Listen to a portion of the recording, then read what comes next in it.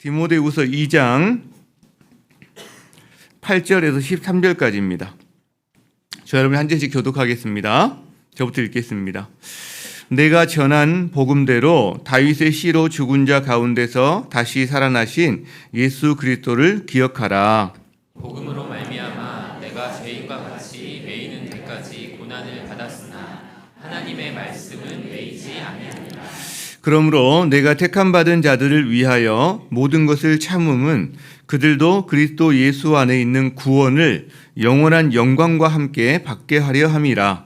이쁘다 이만하여 우리가 주와 함께 죽었으면 또한 함께 살 것이요 참으면 또한 함께 왕 노릇할 것이요 우리가 주를 부인하면 주도 우리를 부인하실 것이라. 함께 우리는 미쁨이 없을지라도 주는 항상 미쁘시니 자기를 부인하실 수 없으시리라. 아멘. 자리에 앉으시겠습니다. 영적인 스승 그리고 영적인 아비가 되는 바울이 자기의 디모데에게 보내는 편지를 우리가 보고 있는데 1장과 2장 앞부분에서 벌써 반복되는 단어들이 있어요. 계속해서 같은 말을 하고 있는 것들이 몇 가지가 있는데 그 중에 하나가 복음과 함께 고난을 받으라라는 말입니다. 복음과 함께 고난을 견뎌라 이런 말을 하고 있죠. 1장 8절에 그런 말씀이 나오죠. 볼까요? 너는 내가 우리 주님을 증언하는 것, 또 주를 위해서 갇힌 자 된 나를 부끄러워하지 말고 오직 하나님의 능력을 따라서 복음과 함께 고난을 받으라. 그러니까 복음과 함께 고난을 받는 것도 자기 힘으로 자기 결단으로 어떻게 하는 게 아니라 성령의 인도하심, 하나님의 능력을 따라 받는 거다라는 말씀을 하면서 그 이야기를 합니다. 2절에서도 2장 3절에 똑같은 이야기를 하는데 너는 그리스도 예수의 좋은 병사가 아니니 그래서 그 병사로서 나와 함께 고난을 받으라, 고난을 견뎌라, 참아라 이런 이야기를 한다는 거죠. 자, 이 말은 디모데에게 고난 복음을 전하는 과정에서 어떤 고난의 상황이 생겼다는 거예요. 그리고 그 고난의 상황에 고난이 뭔가 피하고 싶어하는 어떤 디모데의 이런 마음들 이런 것들도 같이 유혹이 생겼다는 거죠. 외적인 상황을 먼저 본다면 지금 엄청난 박해의 시대입니다. 교회 지도자들이 다 투옥되고 심지어 처형을 기다리는 이런 상황들이잖아요. 그래서 그것 때문에 수많은 사람들이 자기의 믿음에서 떠나버리는, 아시아에 있는 모든 사람이 나를 버렸어라고 할 만큼 그런 상황이죠. 외적인 상황. 게다가 내적으로 보면 디모데는 소심한 사람이란 말이에요. 조금 이렇게 용기가 필요한 사람인 거죠. 자, 이걸 보면서 우리는 생각해 봅니다. 디모데만 그럴까? 우리는 상관이 없을까? 이런 생각을 해보는 거죠. 여러분, 우리도요, 외적으로, 내적으로 상황이 만만치 않습니다. 이제 드디어 교회와 기독교가 어떤 조롱을 받고 멸시를 당하고 이젠 핍박의 단계로 넘어가고 있는 단계가 아닌가 이런 생각이 들 정도예요. 나 교회 다녀요 라는 말 함부로 이렇게 못하는 막 시대가 돼가고 있는 거죠. 또 우리가요 의외로 소심합니다. 용기가 좀 부족해요. 왜 그런가 생각해 보면 뭐 기질도 있겠지만 복음을 잘 몰라요.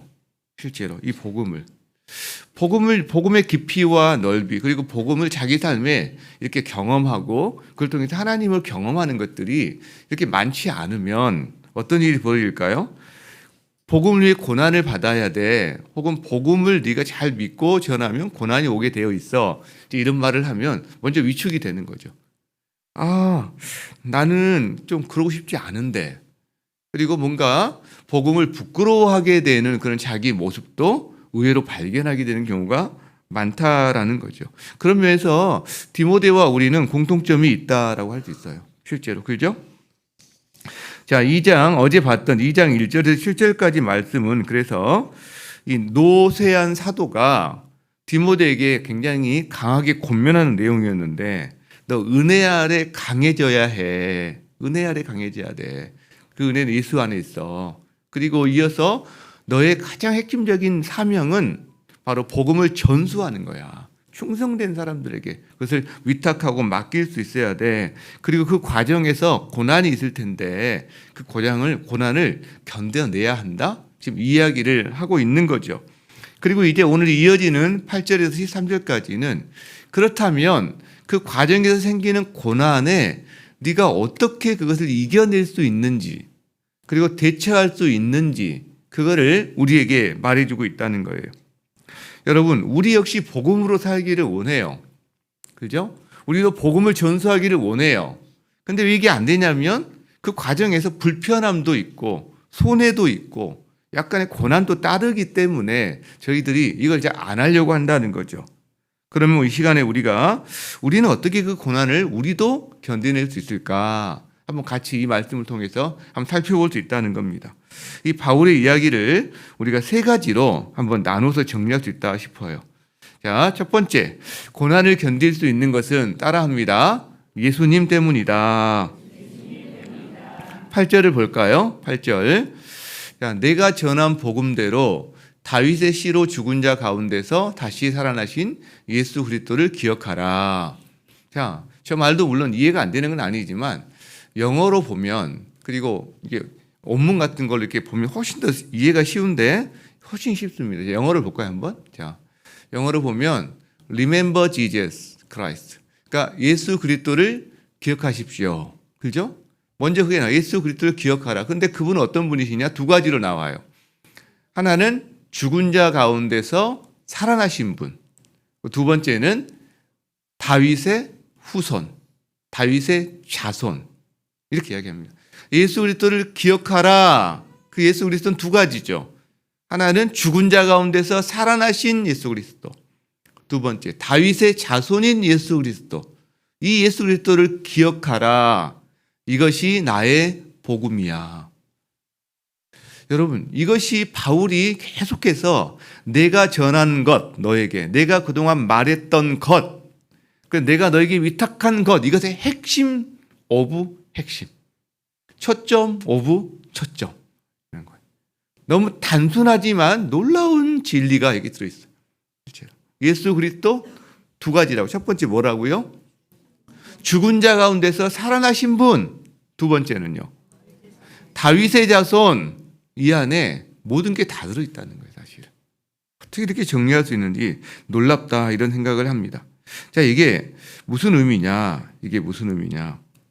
여러분, 이게 여러 가지 우리가 표현할 수 있는데, 워낙 이게 광범위하게 표현할 수 있는 내용들인데, 간략하게 두 가지 정도 의미를 우리가 찾아보고, 실제적인 의미 한 가지를 찾아보려고 하는데, 먼저는요, 이 예수님에 대한 이 두 가지 정의는 예수님의 인성과 신성을 대표하는, 자, 다윗의 후손은요, 인간이에요. 예수님의 인성을 드러냅니다. 반면에 부활은요, 예수님의 신성을 드러냅니다. 왜? 죽은 자들 가운데서 다시 살아나사 능력으로 하나님의 아들로 선포되셨다라는 말씀이거든요. 이게 왜 필요할까? 디모데가 심호하는 지금 교회는 에베소 교회고 헬라 지역에 있는 교회들입니다. 헬라 문화권에. 근데 헬라 철학의 영향으로, 헬라 철학은 이렇게 어떤 영적이고 정신적인 것은 높이지만 육체적이고 물질적인 것은 좀 첨시하는 경향이 있어요. 그러니까 예수님이 고귀하신 분, 하나님이신 것은 쉽게 인정이 되는데, 아니 그 고귀한 분이 이 천한 우리의 몸을 입고 이 땅에 오셨단 말이야? 말도 안 돼. 이런 어떤 영지주의 사상이 굉장히 많이 있는, 그러니까 예수님의 신성은 인정하면서 오히려 예수님의 인성은 부인하는 이런 사조와 가르침들이 여러 가지로 많았다는 거예요. 근데 지금 사도 바울은 뭐라고 하고 있는 거죠? 예수님은 인성과 신성을 동시에 가지신 분이라는 걸 이 한 가지 가르침으로 명쾌하게 정리하고 있다는 거죠. 오늘날에는 반대죠. 예수님은 인간인 것을 누가 부인하진 않을 거예요. 예수님이 근데 하나님이라고? 이거에 대해서는 사람들이 별로, 또 신학자들도요, 예수님 하나님이 아니라는 어떤 이런 주장을 굉장히 신학적으로 하고 있는 이런 부분들이 참 있는데, 이것도 바울이 전한 복음, 2000년의 교회 역사가 가지고 온 정통 복음하고는 거리가 멀다라는 거죠. 자, 그래서 오늘 예수님에 대한 이 두 가지, 죽음에서 살아나신 분, 또 하나는 뭐였죠? 다윗의 후손, 다윗의 자손. 자, 이 부분이 첫 번째는 예수님의 인성과 신성을 드러내는 거다. 근데 또 한 가지, 두 번째는 가장 간단하게 말한다면 예수 그리스도가 세상의 구원자시고 하나님 나라의 왕이신 것을 드러내는 말입니다. 이것은. 자, 부활은 그분이 우리 죄를 위해서 죽으시고 다시 살아나셨다는 거예요. 그 말은 그가 우리의 구원자시라는 것을 의미합니다. 실제로. 그리고 또 하나, 다윗의 자손이라는 것은 하나님이 약속하신 이 땅에 임하는 하나님 나라의 진정한 왕. 그러니까 예수 그리스도가 이 땅에 임하는 하나님의 영원한 나라의 그 영원한 왕이 되신다는 것을 우리에게 말을 해줍니다. 여러분, 당시에 이게 왜 필요했냐면 당시에 황제를 숭배해야 했거든요. 황제가 기쁜 소식이었어요. 황제가 주님이셨고 황제가 기쁜 소식이었어요. 그런데 그리스도인들은요, 아니야. 예수님이 기쁜 소식이야. 예수님이 주인이야. 여러분, 그래서 정치적인 탄압이 들어오는 겁니다. 그래서 핍박과 고난이 있는 겁니다. 실제로. 이것이 이 짧은 한 구절에 다 들어있는 구절이라는 거죠. 그런데 이렇게 어떤 교리적이거나 이것도 너무 중요한 내용이지만 실제적인 이유가 있어요. 실제적인 이유. 이것을 말을 하는. 왜 이것 때문에 고난을 견딜 수 있는지 실제적인 이유가 있습니다. 그것은 무슨 말이냐면 예수님은 십자가에서 죽으셨고 다시 살아나심으로 예수님 자신이 고난은 영광에 이르는 길이라는 것을 친히 보여주셨어요. 그러니까 예수님을 생각하면 현재의 고난은 장차 나타날 영광에 이르는 통로구나, 길이구나라는 것을 우리가 알게 된다는 거예요. 디모데에게 이게 필요하다는 겁니다. 당시 박해받는 사람들에게 바로 이게 필요하다는 거예요. 왜? 당시 그리스도인들에게요, 이 죽음은, 고난과 죽음은 그냥 추상적인 명사가 아닙니다. 실제적인 상황입니다. 자기 삶에 실제적으로. 그리스도인이 돼서 시민권이 박탈이 되면, 당시에 시민권이 박탈되면 직업을 잃어요. 살 곳을 잃어요. 완전히 왕따를 넘어서는. 여러분, 그러니까 실제적인 문제로 다가온다라는 거죠. 수많은 사람이 투옥되고 고문을 당해요. 그리고 죽음의 문턱을 넘어야 되는 사람도 많이 있었습니다. 이들에게 예수님은 부활의 산 소망이 된 거죠. 왜요? 당시에 부활하신 예수님을 직접 만난 사람들이 여전히 살아있을 때입니다. 그러니까 그들은 증언하는 거죠. 내가 십자가에 달려 죽으시고 장사 지내셨다가 다시 살아나신 예수님을 나는 봤어. 나는 만났어. 그분의 입에서 나오는 말씀을 내가 들었어. 그 사람들이 여전히 수없이 살아있던 시절이었기 때문에 많은 사람들에게 그 엄청난 핍박에도 불구하고 죽음을 이기신 예수 그리스도, 부활의 첫 열매가 되시는 예수 그리스도. 그래서 우리 역시 부활의 다음 열매가 되는구나. 그리스도 안에 있다면 이것이 죽음이 오히려 생명에 의해서 삼켜지는 것이 되는구나 라는 것을 보고 체험하고 실감하고 그 길로 담대히 걸어갈 수 있는 힘과 능력이 되었다라는 거죠. 얼마 전에 무빙이라는 드라마가 굉장히 화제였습니다. 보신 분 살짝 손 한번. 왜 이렇게 조금밖에 안 드세요? 많이 보였을 텐데. 저는 요약본으로 한 10분짜리 이런 거 있잖아요. 그래서 찾아서 이렇게 봤는데요. 전체를 볼 시간이 없었고, 그러니까 거기 구룡포라는 사람이 나옵니다. 저기 포항 구룡포 그쪽에 어떤 그 지명을 따서 암호명이 구룡포라는 사람인데, 이 사람은 어떤 초능력자냐면 신체 기능이 다 바로바로 회복이 되는 초능력자예요. 그래가지고 그는 그냥 어디 다쳐도요 금방 아물어버리고요, 그렇습니다. 그래서 이 사람이 싸움 짱이에요. 짱. 조폭 3개를 다 접수를 합니다. 완전히. 이 사람이 가면 어떤 조폭도 소용이 없어요. 왜냐하면 칼을 맞아도요 금방 칼을 맞아도 상처가 안 불어버려요. 그러니까 칼을 두려워하지를 않아요. 총을 맞아도요 총을 두려워하지 않아요. 왜? 총을 맞아도 그냥 안 불어버려요. 그 상처가 그냥 나와버려요. 와, 놀랍다. 그렇죠? 자, 저는 그런 생각을 했어요. 초대교회 성도들이 맹수의 밥이 되면서, 인간 횃불이 되면서, 그 엄청난 고난 앞에서도 굉장히 의연하게 순교할 수 있었던 이유가 바로 이것과 좀 비슷하지 않을까? 여러분, 그 상처가 금방 회복되는 천국역자는 아무것도 두려워하지 않습니다. 그냥 나아요. 다치면 나아요. 순교하신 분들은요. 왜 두려움을 이길 수 있을까요? 죽으면 살거든요. 그리고 그런 분을 봤거든요. 들었거든요. 믿거든요. 여러분, 부활 신앙이 바로 이 죽음을 이길 수 있는 힘이 된다라는 거죠. 예수 안에 부활이 있기 때문에 이 죽음은 부활에 이르는 통로가 되기 때문에 여러분 어떠세요? 여러분, 우리가 이 시대에 예수 믿는다고 끌려가서 고문을 당하거나 그 다음에 죽임을 당하는 시대는 아니에요. 그러나 복음대로 살려고 하면, 그리고 복음을 전수하면서 살려고 하면 뭔가 크고 작은 어려움들, 불편함들, 고난이 따라옵니다. 저 사람은 내가 관계가 좀 어색해지지 않을까? 내가 이걸 밝히는 순간 나는 회사에서 이제 먼저 퇴근하는 것은 내가 다 끝나지 않을까? 뭔가 더 해야 되지 않을까? 여러분, 고난이 있단 말이죠. 근데 이걸 어떻게 감수하고 우리가 복음을 따라서 예수와 함께 살아냅니까? 예수님 때문이죠. 예수님 때문이죠. 예수 그리스도는 다윗의 자손이에요. 이곳에 임한 하나님 나라의 왕이에요. 하나님 나라는 영원해요. 그래서 세상 나라에서 유혹이 몰려올 때 우리는 예수 그리스도를 기억하고 그가 진정한 왕이신 것을 기억하면 그를 이겨낼 수 있는 힘이 생기는 거죠.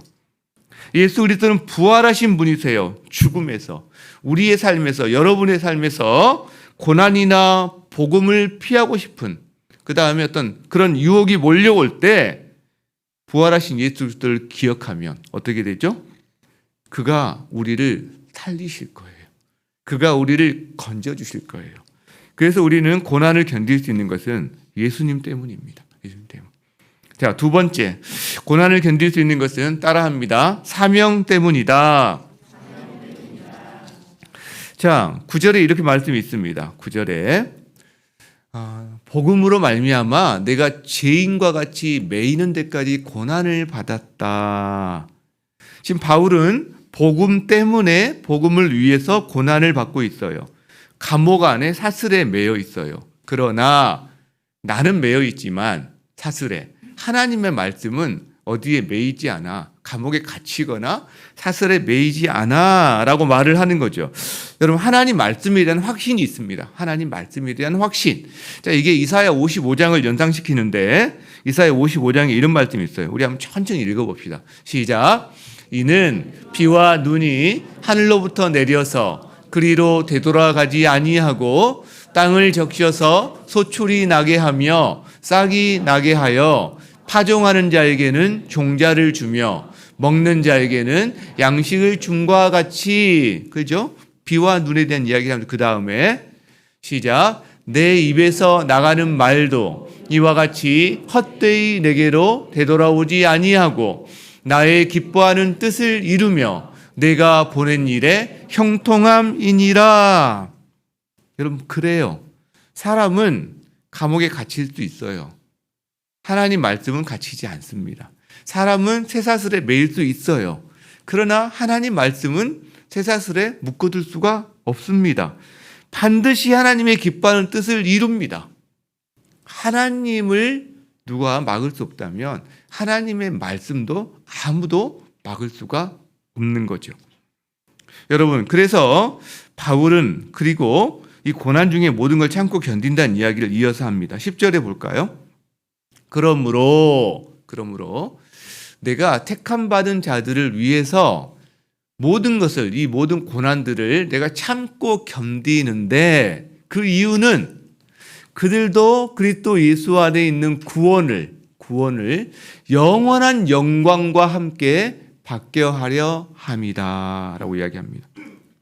자, 자신이 모든 것을 참는, 고난을 참고 견디는 이유가 뭐라고 그러죠? 지금 다른 사람들의 구원과 그들의 영광 때문에 자기는 이 고난을 참고 견딘다라고 이야기한다는 거예요. 다른 말로 하면 바울이 고난을 견딜 수 있는 힘은, 근거는 그로 말미암아 어떤 다른 사람들이 구원을 받고 영광을 누릴 수 있게 되기 때문에 그렇다는 말을 하고 있다는 거죠. 여러분, 바울이 고난을 받는다고 저절로 다른 사람들이 구원을 받고 영광을 얻는 건 아니에요. 그렇죠? 왜? 구원과 영광은 하나님의 소관이고 하나님의 역사인 거죠. 그러나 어떤 한 사람의 희생을 통해서 고난을 견딘다는 것은 이 사람이 지금 복음을 전수하는 자리를 통해서 고난을 받는다는 거예요. 그러니까 누군가 복음을 계속해서 포기하지 않고 고난을 받으면서도 전수하고 있다는 것은 이걸 통해서 하나님이 어떤 다른 사람들에게 구원의 통로가 되고 영광에 이르는 통로를 하나님이 허락하신다는 거예요. 만일 바울이 이 고난을 견디지 못하고 포기해버렸다면요. 그러면 누군가 그걸 통해서 받게 될 구원과 영광도 없어져 버리는 그런 일이 벌어질 수 있다는 거죠. 우리가 그걸 알게 되는 거죠. 저희 어머니가 생각이 납니다. 결혼 생활이 쉽지 않았어요. 어려운 살림에 시부모님도 시어머니도 모시고 장례 치르고 시아버지도 저희 할아버지 오래 사셨는데 다 모셔야 됐습니다. 몇 번이나 포기하고 싶었다고 말씀하신 적이 많아요. 몇 번이나 심지어 뭐 더 극한 상황까지 어떤 가는 그런 일들이 많았는데, 근데 어떻게 보면 그게 고난이죠. 저희 어머니에게는 그걸 견뎌내셨어요. 참아내셨죠. 왜 그러셨을까요? 자녀들 때문에, 그리고 일찍 혼자 되신 그 어머님의 영광 때문에 견뎌내신 거거든요. 여러분, 저희 부모님 세대가 저희 어머님만 그런 게 아니라 대부분 그렇게 사셨어요.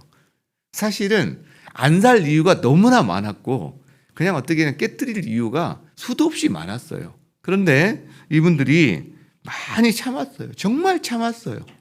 정말 참았어요. 근데 되게 어떻게 말하는지 아세요? 내가 자식들 얼굴 봐서 참는다. 내 자식들 생각하고 참는다. 이 말이 이분들 입에 붙으신 말이에요, 사실은. 그렇죠? 여러분, 부모님이 고난을 참음으로 말미암아 그 가정이라는 울타리 안에서 자녀들이 혜택을 입고 자라나는 거죠. 어떤 사람이 고난을 견디어내므로 말미암아 다른 사람들이 구원을 얻기도 하고 영광을 누리기도 하는 거예요. 혜택을 보기도 하는 거죠. 실제로. 그래서 사도 바울이 10절에서 그 이야기를 하는 거죠. 자기가 참는 것은 다른 사람들이 그것 때문에 구원을 받고 영광을 얻기 때문에 내가 참는 거야. 즉 사명 때문입니다. 우리가 고난을 견딜 수 있는 또 한 가지 힘과 근거는 바로 이 사명 때문입니다. 사명. 여러분, 우리는 고난을 당하고 싶지 않아요. 고난 당하면 쉽게 그냥 포기하고 싶어요. 끝내버리고 싶어요. 다른 길 걷고 싶어요. 그런데요, 그럴 때 우리가 다시 한번 생각해야 될 게 있다는 거죠. 사명이 뭐지? 내 사명이 뭐지? 만약에 그 사명이 다시 한번 확인된다면 그러면 그만큼 우리는 그것을 견뎌내고 이겨낼 수 있는 힘을 발견하게 될 거다. 이 사명이 있는 사람은 생명줄도 쉽게 안 나요. 이 사명이 있는 사람은 자기 삶에 있어서 뭔가 견뎌야 되는 것들도 쉽게 안 논다는 겁니다. 그만큼 이겨낼 힘이 주어지기 때문이라는 거죠. 고난을 견딜 수 있는 건 뭐 때문이라고요? 사명 때문이다. 사명. 자, 한 가지가 남아 있습니다. 따라합니다. 고난을 견딜 수 있는 것은 약속 때문이다. 약속 때문이에요. 약속 때문. 자, 볼까요? 미쁘다 이 말이요. 자, 미쁘다 이 말이요. 자, 신실하다.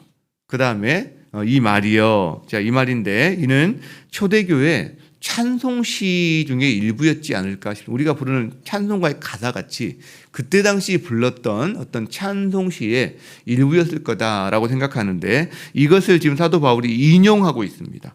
가령 제가 어떤 찬송가 가사를 인용하듯이 지금 바울이 인용하고 있는 건데 이렇게 말을 해요. 우리가 주와 함께 죽었으면 또한 함께 살 것이요. 참으면 또한 함께 왕노릇할 것이요.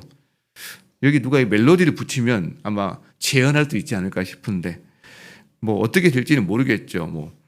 뭐 아니 모르겠 제가 괜히 했다가는 좀 그럴 것 같고 제가 이 노래를 만드는 재주는 별로 없는 사람이어서 당신 믿는 사람들이요 이거를 암송했을 거예요.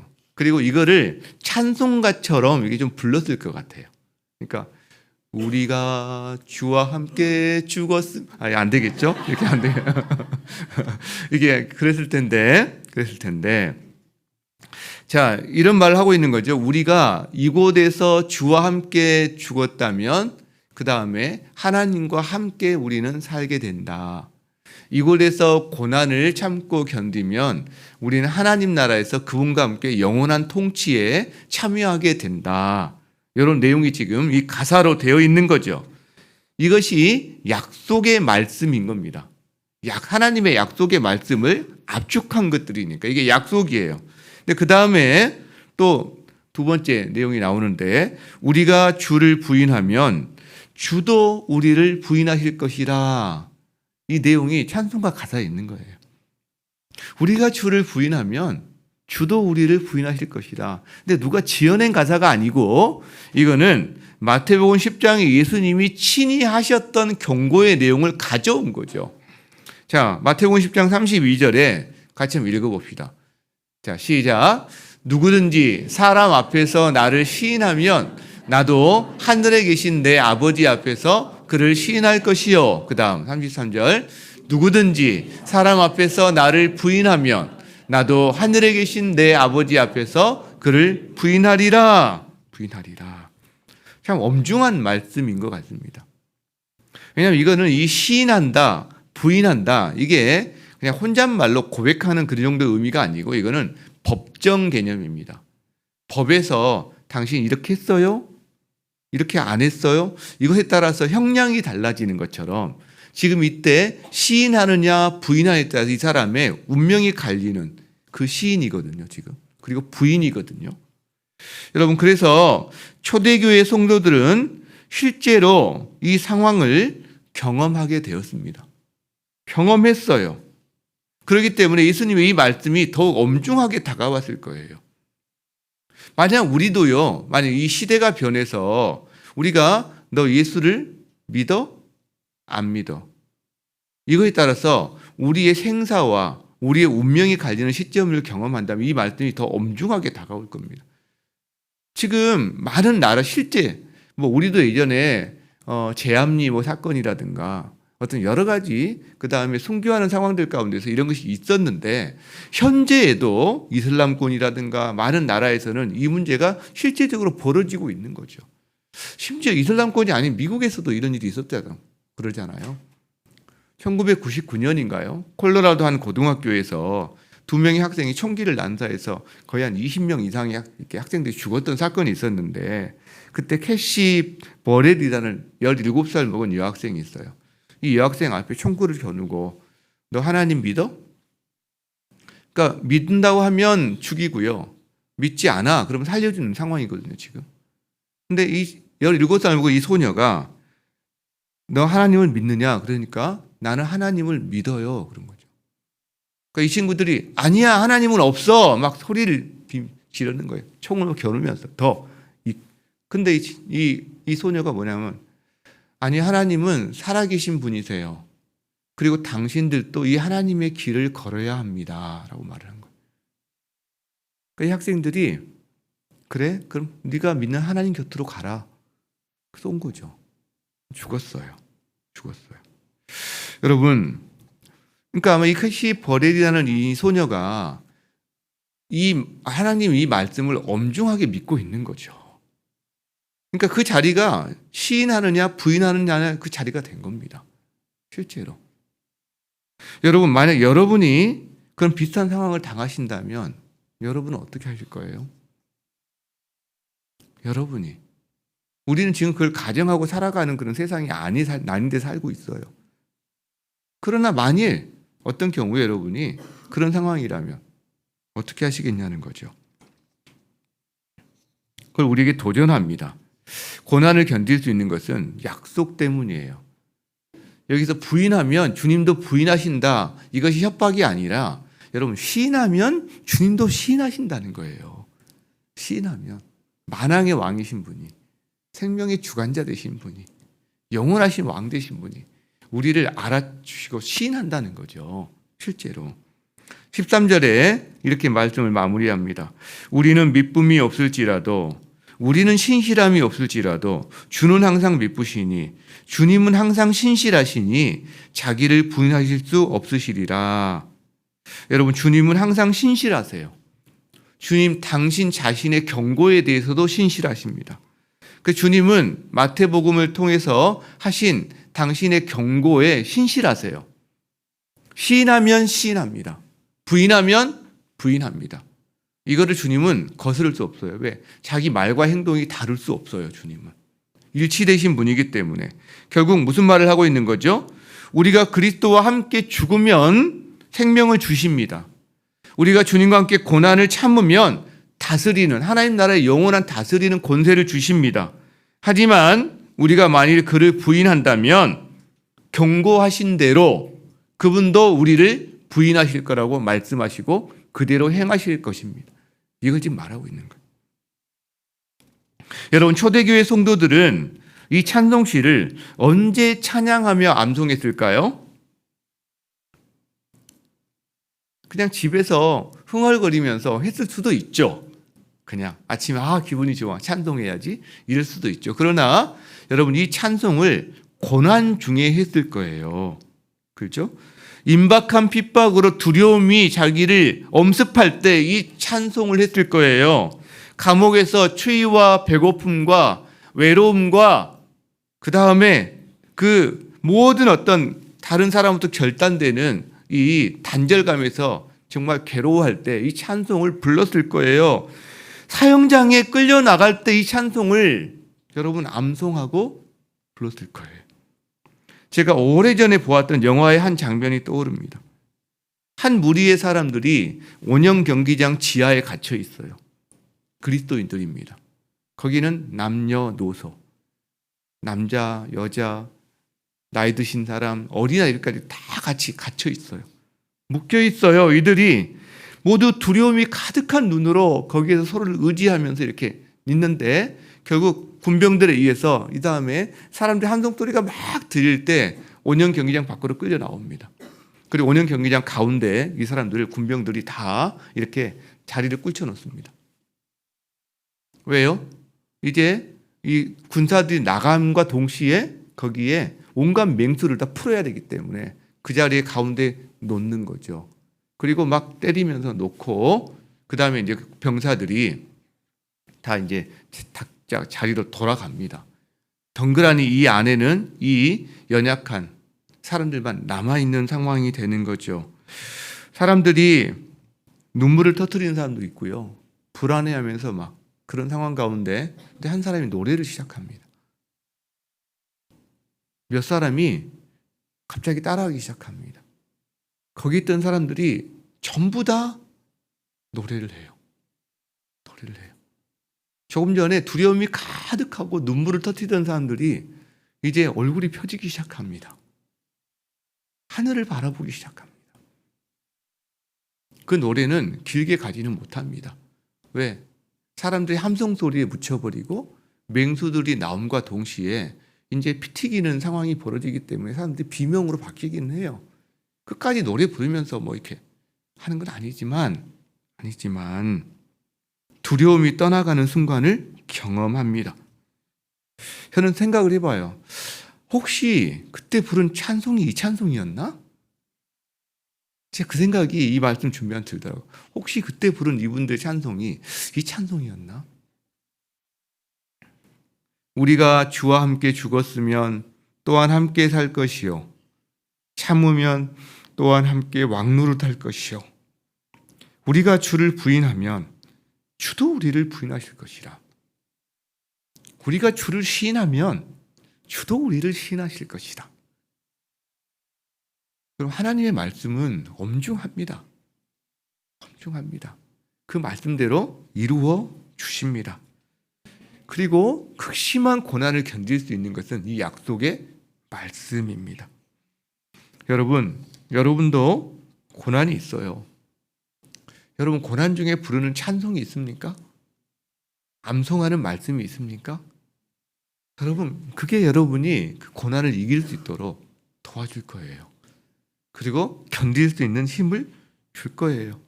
우리도 이 찬송시를 우리도 암송했으면 좋겠어요. 그리고 우리 가운데 또 하나님 허락하신 그런 귀한 찬송가들을 우리가 또 부르면서 이런 상황들을 이겨냈으면 좋겠다 싶습니다. 예수 그리스도를 기억합시다. 그리고 고난을 견딜 수 있는 우리가 사명을 기억합시다. 그리고 약속의 말씀을 붙듭시다.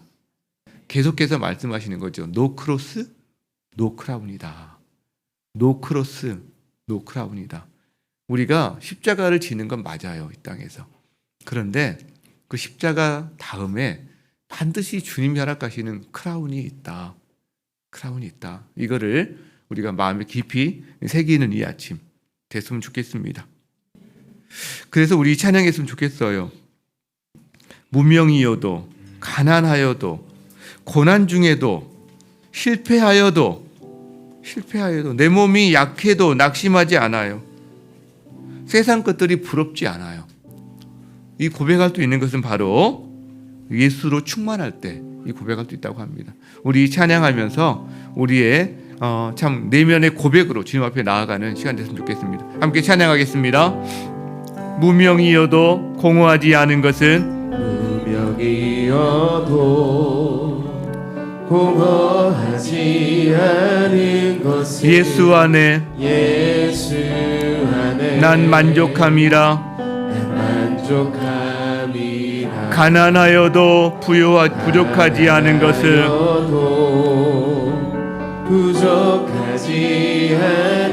예수 안에 오직 나는 부요함이라. 고난 중에도 견뎌낼 수 있는 것은 고난 중에도 견뎌낼 수 있는 것은 주의 계획 믿기 때문이라. 믿기 때문이라. 실패하여도 일어설 수 있는 것은 일어설 수 있는 것은 예수 안에 오직 나는 승리함이라. 난 예수로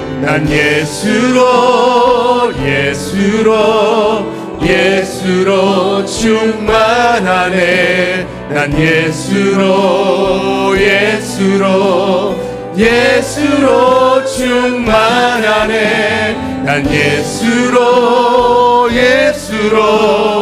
예수로 충만하네.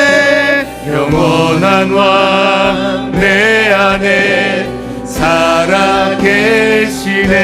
내 몸이 약해도 낙심하지 않는 것을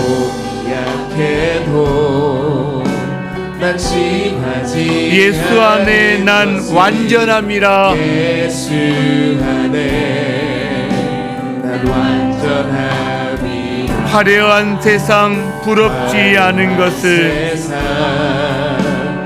부럽지 않은 난 예수로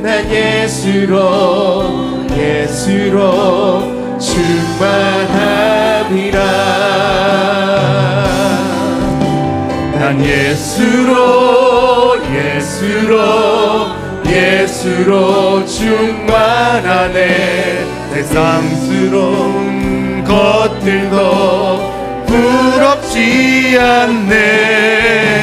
난 예수로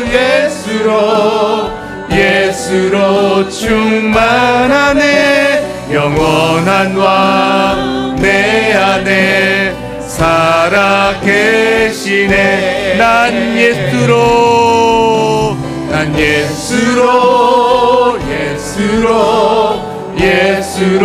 충만. 세상 모든 풍파도 두렵지 않네. 난 예수로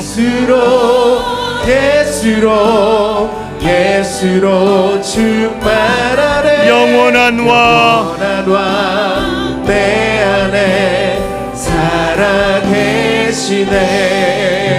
그렇습니다. 우리는 예수로 사는 사람들입니다. 우리는 예수 때문에 살 수 있는 사람들입니다. 우리에게 깨어진 세상에서 주님과 함께 살아가면서 여러분 누구나 고난을 당합니다. 그리스도인이라고 고난이 면제되는 게 아니라 누구나 고난을 당하지만 우리는 복음 때문에 그리스도인이기 때문에 당하는 고난도 있다는 거죠. 여러분 그럴 때 주님이 내버려 두실까요? 그렇지 않다고 하십니다. 주님 때문에, 예수님 때문에, 우리에게 있는 그 사명 때문에, 하나님의 약속의 말씀 때문에 우리는 이 능히 고난을 이겨낼 수 있음을 믿습니다. 이 아침에 주님이 여러분에게 주신 메시지가 무엇입니까? 여러분이 당하고 있는 고난은 무엇입니까? 그걸 어떻게 견뎌낼 수 있습니까? 이 시간에 먼저 초대교회 성도들이 실제적인 삶의 고난과 위협과 그 생명의 죽음이 끼치는 마음 앞에서도 이겨낼 수 있었던 실제적인 힘, 예수 그리스도, 그들에게 허락하신 사명, 그리고 그들에게 허락하신 약속의 말씀, 그것을 붙들고 살아가는 우리가 되기를 소망합니다. 주여 외치며 기도의 자리로 나아가겠습니다. 주여.